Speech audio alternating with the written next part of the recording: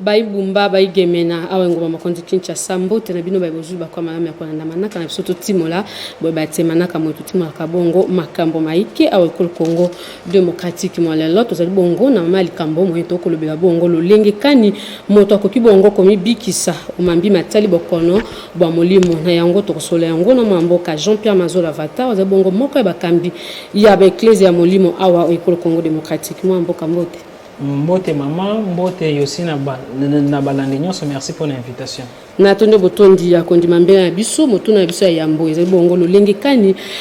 tokoki bongo kobundisa mambi matali molimo pe mabe maima koleka bongo penza okati ya ba ekolo Congo démocratique pe poko provoquer lolenge kani moto akoki bongo kobika na bokono soki asi bongo penza ko joma na bokono ya molimo. Merci beaucoup. Question yo tuninga wana ezali sujet ya ba conférence ebele ezali lokola yo tuninga inazwa océan na tsana kopo. Mais to kosala toujours effort. Premièrement, toujours na bandaka na verset oyo na livre ya Osée chapitre 4 verset 6. Nzamba lobi bana nanga libota nanga basali nanga bazali kubunga bazali ko alikufa parce que bazangi boyebi. Simanango kaka na Yosé wana 4 côté moko nzambe ya lobi parce que bo ale bwakisi connaissance ngape na ko bwakisa bino. Premièrement, pour alors ko ale bundise loko esenge nano comprendre comment il fonctionne ka. Question ezali boni tokoki o bundisa milimo ya mabe pe boni tokoki o créer bikamo. Premièrement, esenge nano koyeba motu azali constitué na nini. Motu premièrement azali considéré la microcosme. Microcosme est en grec et la kisi petit univers. Grand leur univers ba moi ba sanza ba les planètes ezali considéré comme macrocosme, c'est-à-dire grand leur univers. Motu azali photo ya grand univers. Ezali lokola nazui photo ya mama glove ve na tsawo na poche et la kisi donc nyoso na ko mona la photo ezali pe epa ya mama glove. La même chose est motu azabongo. Alors, pour na bundisa ba force du mal esengeli d'abord yo moko koyeba ke no ba force du mal oyo yekoki bundisa yo libanda nzoto na yo libanda ezala pe na kati na yo avant nano monguna ale attaquer yo esengeli azwa porte esengeli yo moko pe yo fongolela e porte mais yambo nanu naloba likambo wana esengeli nanu koyeba kindoki utaki wapi misala mabe ye utaki wapi ezaki na époque moko boye bakoko na biso bazalaki visiter na ba être moko babandaki kofana na dimension mususu ya planète Terre kaka donc planète Terre na biso kaka planète Terre ezali na biteni sambo donc 7 niveaux na les 7 niveaux on ezalaki na ba être moko angélique bazalaki diriger na mo continent bango kombo na ezalaki chemiaza bazalaki ba angelo alors tango bali mona ki comment alors bali humain babanaki au vivre bali humain bazalaka na ba sexe mais bali ange bazalaka na ba jar veut dire azali na sexe mais azali na jar mais ceux qui akiti na monde ya bato akoki ozwa sexe. La Bible dit bayaki babimaki na basi babotaki na bango na se ya bolingo wana balakisaki bato makamba malamu balakisaki bato pe makamba mabe nyoso wana bato bakoki tanga ngona évangile ya Enoch balongola ngona le Bible bato bakoki sa elango recherche alors ezaki na ange moko a Marazak alakisaki bato kindoki ezawana ezali na partie ya malamu ezali pe na partie ya mabe alors nini balakise batu kindoki ya malamu kindoki ya mabe par là sikoyo mutu na mutu akomaki yazwaka décision na ye soki esengeli asala ya malamu to pe ya sala ya mabe suite eyebani wana na évangile ya Enoch alors nazongi na sujet oyo nazaki nango pour alors quoi les combattre ba force du mal esengeli koyeba kino diable avant nano attaquer au libanda ako attaquer au nano na niveau ya kati imaginez que nini ko ale linga mbongo ezali mabete mais soki okomi yes esclave mbongo yokoki oboma bato likolo ya mbongo defo wana yekokola yeko benga demo yo babengi na kombo ya maman azali démon ya mbongo alors maman soki afandi na kati na azali archidémon lokola Yesu aza mwana nzambe maman aza pe mwana ya Lucifer donc na même degré. Alors dès que motu il a développé le kosambo na kasi automatiquement il y a besoin déjà maman en place. Alors ceux qui lobby ndoki moko ya famille topé ya quartier topé ya commune alingi a détruire maman love ali que non et c'est na le team de la molimo ya les pauvreté il y a ko contacter des maman mais des maman à côté détruire yote ceux qui na kati na yo amikuti déjà otongela yenda côté.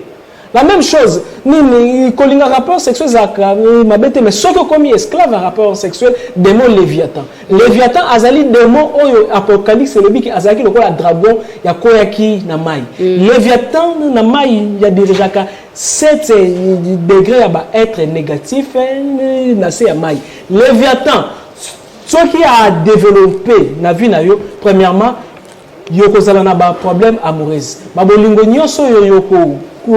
kuta na weza la mwasi mobali okozara toujours na ba problème il y a plus ba les déceptions na ba déception il y a ko facilité yo ozala na contact na bana ya Lilith azali pe de moi mwasi donc ba mari de nuit na ba femme de nuit bazali ni na compte na ye il y a plus a ko facilité yo ni contact na alors molok yo komona ni yo botaka bana bale yo kufa donc kufa nyoso yo ni etali sentiment bana libota bakoki o détruire parce que yo komaki na désir sexuel moko non donc non alors contrôler ndako ya Léviathan et salami na kati na yo lobi ndoko ya famille topé ya quartier alingi a baby sa chance na yo côté ya bolingo ni libota na yo alors maman akoki ko aller attaquer o te soki akuti ba défaut na kati note donc chaque démon avant d'aller attaquer biso et sengeli yakuta ba tongeli na yo ndako si ndako ko aller to parce que la Bible dit ni sage moko yarubi ni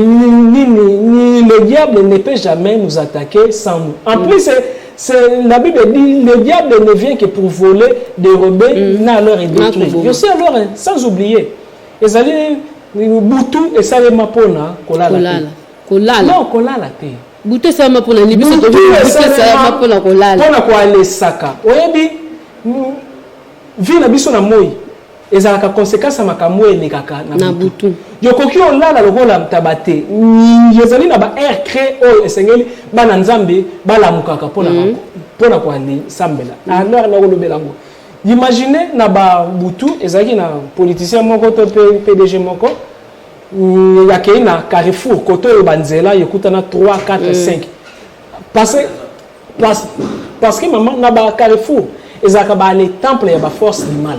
na ba kote nyoso e banzela yekuta na ba les forces du mal batongaka ba les temples na bango wana soki balingi ko envoûter population wana ndenga molimo to bakanga ngona bomoto na ndenga molimo na deuxième monde soki alors balingi ko aller donc envoûter population bazala aveugle bakozwa fulu bakotepo na ba Carrefour pourquoi ba force du mal ba se nourrisaka na salité ba bengaka ba race ya ba être wana ba donc ba les secourir parce que salité mutu renforcer alors nzambe alingaka propreté diable alingaka salité na molili njoyebi na loge satanique même ata bazali na ba mituka lix yokomona pona yazwa mbongo abimaki na mwana na ye abimaki na leki na ye abimaki na kufa esengalaki yalianye parce que salité mutu renforcaka ba force du mal alors première chose esengeli aussi koveaka être toujours propre avant non lala esengeli koyeba ke non nzoto nanga ezali propre parce que donc place sur sanité ezali ba force du mal ba ko tout ça la leur remarque ba quartier kindoke za makasi salité pe ezaka makasi alors diable akoki pe mbaba ko aller kota ya partir ya wana yo sais alors sans oublier que non première chose motu afin de rappeler na ba monde spirituel avant na fanda na monde physique parce que ceux qui ne kelingi ya ko aller attaquer maman Glove akoya na moite oza na ndako na yo na monde molimo oza pe na adresse na yo na monde donc monde ya molimo molimo le pe pumbwaka bandoki ba pumbwaka biso pe to aller pumbwaka mais ce que biso tango to aller pumbwaka tozalaka aveuglé parce que na psaume 91 la Bible dit nzambe a délivré biso na ba filet bandeki batsaka on a cité batanga mo likolo parce que molimo na biso epumbwaka alors dès que olali oloti yozo pumbwa yebaka ozali ko se retrouver na monde yo fandaka wana parce que muta fandaka na plusieurs plans physique éthérique astral mental causal bouddhique atmique christique chaque plan ezali na ba royaume. C'est pourquoi ceux qui balesi mutuki ndoki première chose bako salani bako fongole misu bako lobate ki bazu ba fanti ekuna ba fongole misu parce que ba mi ke kuna déjà zalaka ceux qui paient alors bangi bakanga bako kangela yo kuna. Alors ceux qui ont remarqué que non bandoto na yo ozali lisusu ko aller maîtriser yango te yebaka que non danger yekoti. Alors pour alors na combattre ba force du mal bazali libanda na ngai et c'est une première chose donc na lukana ko si identifier boni nazo mema vie nanga parce que mutu pembe na nza bata 4 anges ezali na ange moko babenga ke ange moral ange wana akolobela yo avant au sala glove ko sala beauté yozo sala même abi. Alors dans le livre là Exode 15 topé 14 nzamba lobi voici na tindi ange moko liboso na yo yokaye soko yo qui était malédiction yeko komela yo. Alors il y a chaque fois ange wana yako pekisa yo ko sala beauté mais yo sala ange na yo gardien yako koma faible. Ceux qui ange na yo gardien ya komi faible ba démon ba koko kangaye ezali na bateau ba ange gardien na bango ba kanga bango y pas ba démon to monyango même na Bible. La Bible dit Daniel a sambeli pendant 21 jours azeli réponse à moni réponse te ange Gabriel ayabi Daniel dès le premier jour au belela kinzambe ayoka kime presse ya perse parce que na chaque avenue ezaka na démon oyo a protéger chaque avenue wana ezaka na ange et dans chaque quartier na chaque famille ezali na bandaku père na ba famille oyo peut-être bozali na molimo ya réclamation veut dire koko la bino moko asignaki pacte peut-être na alors démon Moloch tope Yasmodé pacte sana azaki na besoin azala na chance ndé babine ke 4 générations na yo et c'est donc mutute ya kokio simba $1000 mutute ya kokio bala et même ata ba sili ti alors ba classe ezali déjà na ba loi établie. Alors ba loi wana établi wana ezalaka na ba démon ba le landela kango ba benga bon ba les démons soldats. Déjà lors na sala exorcisme mutu azalaki posséder na démon soldat na le kati ya ndaku mbule bandi obeta kake ebeta na kati ya ndaku muto banda mbule zate kake beti na kati ya ndaku muto to bandaki o sale la prière akufa kina nous sur place. Heureusement cause na connaissance ezali bien na le bimi na ndenga molimo na moni démon asimbi molimo na epeme. C'est pourquoi au sala nzambe ceux qui ensemble na rabatu développer connaissance na yo mystique makambo et le kindoki na bondoki. Alors ceux qui alors déjà alors les côté déjà na contact na ba donc na les forces du mal par là bakoki ko aller détruire yo facilement. Si kalolenge kano koki bongo komi biki satan ozwami na bakono yango. OK. Otalisi biso lolenge kani to koko bundisa molimo mabe kasi lolenge nini koki bongo komi biki satan ozwami na bakono mo. Premièrement, essayez d'abord ko aller tenir compte il y a vibration na yo ya aura. Il y a vana nous vie de prière. Il y a vana nous sainteté. Essayez na nous koyeba keno nzambe ya pesa biso bibundeli. Moto azalaka na poso moko ya molimo na Bible ke poso moko ya molimo babenga kango aura. Aura wana ezaka na 3 rôles. Yo moni soki ba dessiner ba centre na ba dessin animé. Ba dessiner ka mo lumière moko likolo ya mutu na ba. Alors na le physique quantique babenga kango champ magnétique. Chaque corps ezalaka na champ magnétique. Alors champ magnétique wana et joue un rôle ya protection, rôle ya anti-radar, rôle ya communication entre mutuna ba extraterrestre, mutuna ba ange, mutuna alors nzambe. Na bien. Mutuna ba extraterrestre et mutuna ba ange, mutuna alors nzambe. Alors nini orana ceux qui supposons nazali magicien noir parce que pouvoir ezaka na maloba derrière maloba ezaka na son derrière son vibration derrière vibration ondulation derrière ondulation ezali na ba esprit et derrière ba esprit ezali na ba événement dès que na lobi glove à ça l'accident nazala ndoki te mutu nyonso azalaka ndoki grâce à maloba parce que maloba na ye dès que bimi ye kopesa ordre na ba être oyo bazingi ora na yo bakoya ko attaquer yo yo sentir ba chair de poule soki ora na ezali na ba madusu maloba na lobi sima ya 3 mois 4 mois 1 mois une semaine yeko réaliser au sali accident. C'est pourquoi Jésus Lobaki ceux qui ont li mutu mabe au sali déjà eloko wana parce que mutu a vivre capé na monde mental. Nous sommes to aller kanisaka na le univers na poubelle en quantité. Tôt ou tard donc il y a les produits en bas les effets. Ceux qui ont kanisi yoko échoué na classe yoko échoué na classe parce que mutu yemo ko pe akoki ko se programmer na ba événement. Mais pour le bundisa ba force wana bien aussi et c'est ngeli ko ba comment yoko renforcer aura mais donc yoko ki aussi ko se guérir vraiment na zone ba mbango parce que minute yo ba pesi so eza tellement muké et c'est ngeli na loba lokola Charlot comment alors mutu donc ni so na zone ba ngeli roté to lo baka ko so lo beloko ya wana bazokanga bizarre alors ceux qui mutu ya lingi ya se guérir na maladie ya wana vraiment batu ba meka un peu ko benga ba matisela biso ata minute ceux qui avaient moto ya lingi ya se guérir on sali na besoin ya kozala na dompté yo moni mayo yo to mona ka mai ezaka na mémoire mai ezaka na matoi mai yoyo kaka scientifiquement prouvé ceux qui nazaki na temps na ngaki na expliquer mai ezali na mémoire ceux qui yo zuika mai ya pompe o fandisi yango boye o longoli makanisi ya kanda yo bandi osaka olobi ke mayo yo bikisa ngai napesi yo ordre bikisa ngai plus donc maloba no déjà ezali obimisa énergie sima nango fula mai wana omeli tioko ezalaki na fièvre avec foi yoko bika ezali automatique parce que mai ezaka donc enregistré yokoki oboma mpe ennemi na yo grâce à mai njoponse mai soki moto oyo akaniseli ngai bade mai oyo trouble vie na ye nyoso donc nyoso ya koloba contre ngai ye balukele olobi na mai na cuisine ke yo pesi ba le ennemi na ba le meli ye donc ye ko produit ba le effet parce que mai eza na mémoire matondo mingi mboka Jean-Pierre Mazola Vata mai ezali penza na mémoire pesa li bongo na pifo ba bengi bongo pouvoir ya makasi na bomo mabiso bomo ina sima aussi ko sambela ka bolumbo bomo ina sima ya kufa mozalaka moto kufi na sima bomo yeye d'accord ya vana na ya wana te wana ezali kaka lokaka biso bolumbu yo pe yokokio lamuka na ba 3h du matin bandi ko saba bolumbu yo mona ndokyo yo ya telemela kio ya zu problème parce que ceux qui ont chassé te ba chasser tozo ki pena ya suka manaka na biso mboka Jean-Pierre Mazola Vata ndenge na baki motuna na biso mi balezali bomo na sima ya kufa mozalaka moto kufi apa asina ino ko jwa bomo question na réponse ikozala mulai mende na ko limbola ya biso ata moke po to komi pena na suka alors mutu ceux qui a kufi esengeli ya yeba ke no na livre des morts ba pesi 3 jours ya pesa sango na ya liwa yomona ndeko na bina kufa ki baneko la ngwe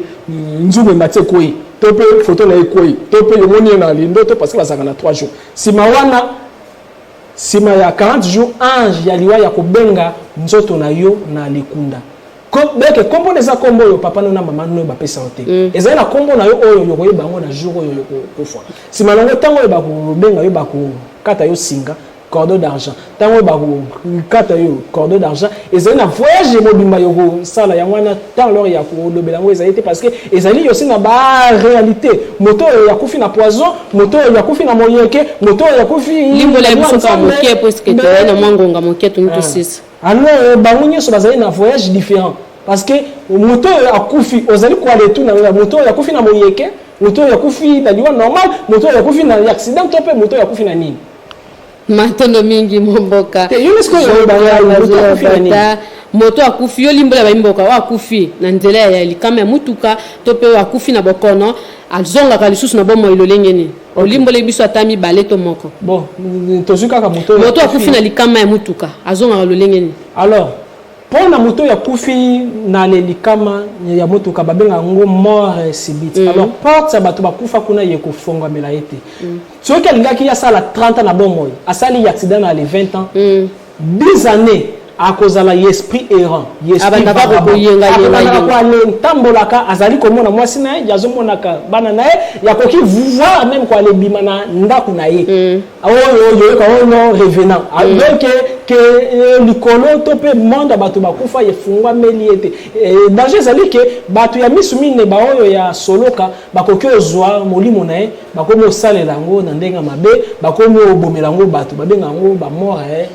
subite mais moto akufi na le ndenge ya normal bakozwa molimo na yo ye ko voyager devant ba 24 veillards soki otuni ba pasteur misusu ba 24 veillards bazani ona musala bango kaka kwa le fuka mate bazali ba magistrat céleste bango no bakobimisa na kati na yo mémoire akashique et mémoire akashique ezali enregistré oyo ezali na makambo nyonso oyo osala sima nango bako juger soki osala ki ba mabe be alors mingi bazongisi yo na souffrance soki o changer te suka bako condamner na enfer. Matondo mingi tomi penza to suisa motuna na ngai suka mwamboka Jean-Pierre Mazola Vata ozali bongo na likita lioko ozali bongo matuku misato na moko ya sanza zomi na mibale ya mobumo eto zali na yango to pe le 31 décembre 2021 le poto nini obombeli bana nzambe nini obakozwa penza mokolo moyo. OK,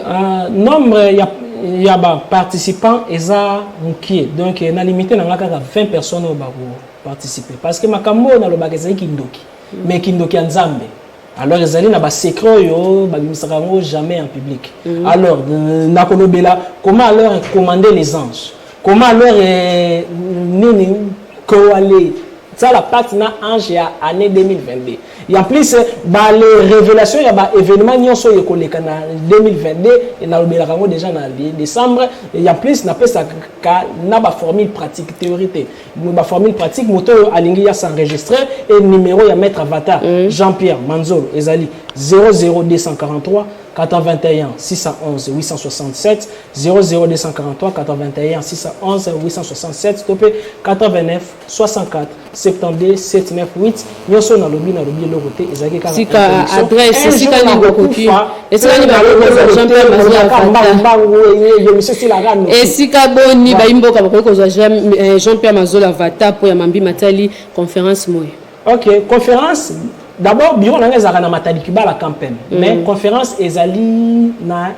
lieu moko secrète et sengeli mutu ya s'enregistrer numéro ya téléphone a commis na WhatsApp alors il y a enregistrement ezali donc souka nango ezali le 10 décembre enregistrement signé. Matondo mingi mwamboka Jean-Pierre Mazola Vata na yende tulobela kibongo mambi matali lolenge kani moto akoki bongo komi biki sana bokono mwa molimo pamba te ba molimo penza bokono biki moko lika bongo ko joma awa na banzoto ya batu makolandela makaka o mambi matali molimo wana ezaki bongo moko ya bino glove mavita to sola kibongo mambi matali